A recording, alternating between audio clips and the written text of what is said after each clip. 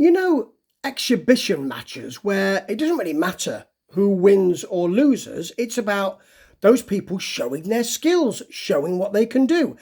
Well, I always regard TV and film adaptations of Agatha Christie novels as rather like that. It's like a sort of a safari park for actors. You get to see quite a lot of actors. You get to see what they can do. Some of them show their graceful qualities. Some of them are powerful. Some of them just throw shit at you while you're watching them. And that's always the way it is. And Agatha Christie adaptations, and bear in mind, she didn't like very many Agatha Christie, very many adaptations of her own. She's called Agatha Christie, yes, of her own books. Really lend themselves to this because they're really well written. They're beautiful books. They really have a great denouement. They have a really lovely plot through all of those crimes and all that. And they have a load of characters who sometimes can seem to be examples of their class or substrata within those classes. And consequently, they do sometimes seem like ciphers. Not that I'm saying that her work is bad. Not saying that, and I'm also not saying all actors throw shit either. Just some. And I used to be an actor, so I know what that's like. And so, you kind of get quite a lot for your money with Agatha Christie adaptations. There's been a recent one of Murder on the Orient Express with Kenneth Branagh bringing that to the screen as Hercule Poirot. With the Tash not being exactly what we might expect, and the performance not being exactly what we might want. And I think that modernising this, and I know he's having a go again very soon, but modernising this doesn't work as well because you don't get those actors who have that really big performance. And that's why I was interested to see, and I'm interested to talk about 1974's Murder on the Orient Express, because you've got a load of actors in there who are doing their pieces. And because they're doing their pieces, what they need is a really good person at the top of the cast list, playing Hercule Poirot usually, to give us some acting. Because the other actors who can act are not giving us a performance. They're giving them versions of themselves. And that's fine. It's lovely Christmas viewing. But you do need someone at the top to tighten it all up. This is what you don't get, I don't think, with Peter Ustinov's version of Poirot. Because he's just playing his own raconteur. And I don't really like Peter Ustinov, to be honest. Not since I saw Blackbeard's Ghost. God blimey, Blackbeard's Ghost. Yeah, he took us for a tour of the islands there. And I think his Poirot is just... It's a party Poirot. It's a sort of, oh, we're all having a good time, aren't we? And laughing at jokes. Well, it's more than just that. And it unfortunately, it bleeds into the other performances. And you've just got Summertime Special if you do that. Not exactly, because those films are still great. Things like Death on the Nile, and, they're still great. But this 74 version, directed by Sidney Lumet, and actually, it almost didn't get made because Agatha Christie didn't want any more adaptations. They had to bring in Earl Mountbatten, the producers, to convince her. She seemed to like this version. She didn't like Poirot's Tash. I think it's beautiful. However, she must have liked the performance, and I certainly do because it's Albert Finney. Now, the accent is a little bit Salford via Paris, via Belgium, so it can be a little bit Clouseau.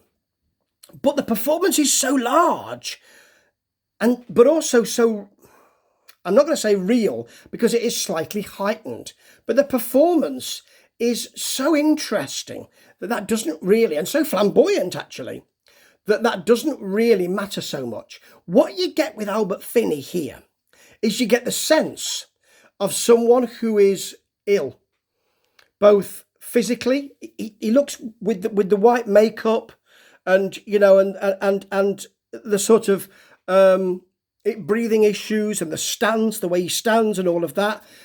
You have a sense of someone who isn't well and who might be rotting from the inside because of too much absinthe and too many good dinners and all of that. And in fact, we do have a scene where he drinks his creme de menthe and you just see him from the side and he's absolutely focused on that. He prepares himself, he drinks it all, he puts it down, he savours it, done. But it's about food for him, and you also see with Finney the OCD and the mental anguish of the man. This is a man who puts a hairnet on, puts a tash guard on to sleep, then looks at the paper and puts white gloves on to look at the paper. And while he's reading the paper, gets excited and suddenly starts playing the violin. Extraordinary. Things like this don't seem to be tacked on, and they don't seem to be someone just giving us an exhibition of what they can do. Finney is all in with this, and whether you like it or not, you have to admire him going all in with it. Apart from that, we have we have a fine cast here. I'm looking just to make sure I get the names right here, because there are so many people. So Martin Balsam is there as his friend. You've got Ingrid Bergman in there. You've got Wendy Hiller is in there. Jacqueline Bisset with Michael York. Vanessa Redgrave with Sean Connery. Anthony Perkins is in there. Richard Widmark is in there playing Ratchet, who gets killed. You've got Gielgud playing Beddoes, who towards the end of the film, and my friend Alan, hello Alan, he recognised this and said, just watch for this. And he does actually. When he plunges the dagger in, and I'm not telling anybody things they don't already know, they all did it. Spoiler alert, oops. They all did it, but when he plunges the dagger in, he has trouble as a wide shot, and he has trouble getting the dagger out. And just when he's getting it out, he just looks at the camera and then walks away. He does look at the camera. Sydney, could you not have hair in the gate and brought that back? Moving on. Yeah, anyway, you get all of these great actors and they all get to do their party piece. Because you know the plot. They are on a train stuck in a snowdrift. This was done in France, and because it hadn't snowed, they bought trucks in with snow. And then the day before they were due to film, it snowed so much that the trucks who had bought the snow were snowed in. And then they did the interiors at Elstree. So because they are snowed in, and Ratchet has been not only killed but stabbed multiple times, Hercule Poirot feels that everybody is a suspect on that train. And because he does, you get him talking to each of those characters. So they each get to do their pieces. So Anthony Perkins does his beautiful twitchy performance. Wonderful. You get Wendy Hiller, absolutely. She's Princess Natalia, that part was offered to Ingrid Bergman, who took a smaller part. So they said, well, she should have a bigger piece to camera than actually. Ingrid Bergman has a very sort of interesting accent. It is a bit of a tour of the islands, to be honest. It's interesting what she's going for. But as she said, I was born backward, which is why I look after little brown babies. It's of its time, we know that. And Wendy Hiller is extraordinary. She has a sneer most of the time. That she's even having to speak to us. She hates even having to do that. And a voice which I think was taken up by the woman who played Rose, the older woman in Hello, Hello. I feel sure it is. Anyway, everybody gets to do their bit, and Martin Balsam is the kind of glue that holds that together. He's the buffer, because he's the friend, and he's got a very winning performance there, which is very nice, a very sort of easy performance. And he sort of ameliorates some of the oddness of Poirot. Of course, everybody, is really excited that Poirot is there. He's a star. But he's a little bit odd, they think, and everybody's afraid of him, and quite rightly so. They're all suspects, and they all did it. So it's really well done, actually. It's suffocating in that carriage. It's beautifully shot. There's quite a lot from Sidney Lumet of Poirot doing an awful lot of speech while we see a close-up of a suspect. So that really works. All of the winning questions, and actually other directors might say, well, that's a really important question he's asked. Get a close-up on Poirot. No, actually, he says, no, having asked the question, let's see what happens to the suspect there. Beautiful. And what it also gives us is that people within certain kind of class categories, there are princesses and princes here who are outside of that because they've created some kind of situation for themselves through their behaviour, which means that they will be cast out of their class. There are people who are in a kind of military class, which is another class itself. Arbuthnot, played by Sean Connery, in a kind of gravelly, kind of moralistic way. And, all of that really works. And the kind of that really shows, and people who are in service to others and how that can be subverted. And Anthony Perkins is, in a way in service to Ratchet because he's his sort of major domo who does all of the work for him and all of that.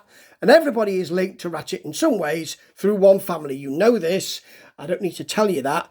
It's beautifully done. It's a really beautiful dance. It's like La Ronde in a way. It's a beautiful dance of societal basis, where you are in society, where you want to be in society, where you should be in society. And that all really works well. But you couldn't have those big performances if you didn't have someone who was actually giving us a performance as Poirot. It's not someone saying, I'll just be myself and slightly push it, or I won't go for anything, as I think Kenneth Branagh didn't do. I think he was like a Bond villain who's a rabbit in the headlights, thinking so many people have played Poirot. What am I, how am I going to do it? I'll just go for nothing. That's the way I feel about it. And when you look at Suchet, he's taken quite a lot for the TV version from Finney's performance. You do feel with Suchet that he's not happy in his own skin. And that's the way you get with Finney. He's not happy generally. He has his own dialogue going on, actually. He has his own dialogue. And although he's not happy with in his own skin, he's happy in his own mind. And this is very important. He makes his own choices. And he is separate from all of that class dance because you don't know where he comes from, really. You don't know who he is, really. You know the work he does. And he's defined by his work.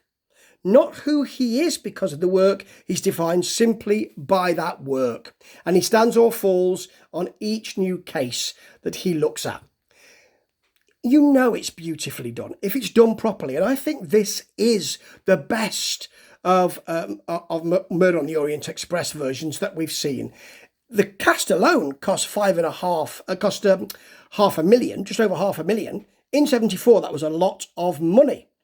But it made 36 million. And that's absolutely right. It's a wonderful, wonderful piece of work. And you get to see a load of great actors, the kind of actors that we are not training anymore. The kind of actors who give you big performances, but can keep them on the screen. And they set the screen alight. Lauren Bacall is in here. She sets the screen alight whenever she is seen. That kind of thing doesn't happen very often now. It really doesn't. And you need big actors to make this work. There are no bigger actor in this show or in this film than Albert Finney. But he doesn't half keep it battened down. He goes for something that's unusual. He goes for something that's not always easy to watch. And for that, he deserves absolute praise. This is a 5 out of 5, and it's the best of all of them. Don't go to the 2017 one. Go back here, because you'll be getting so much more. Ta-ta.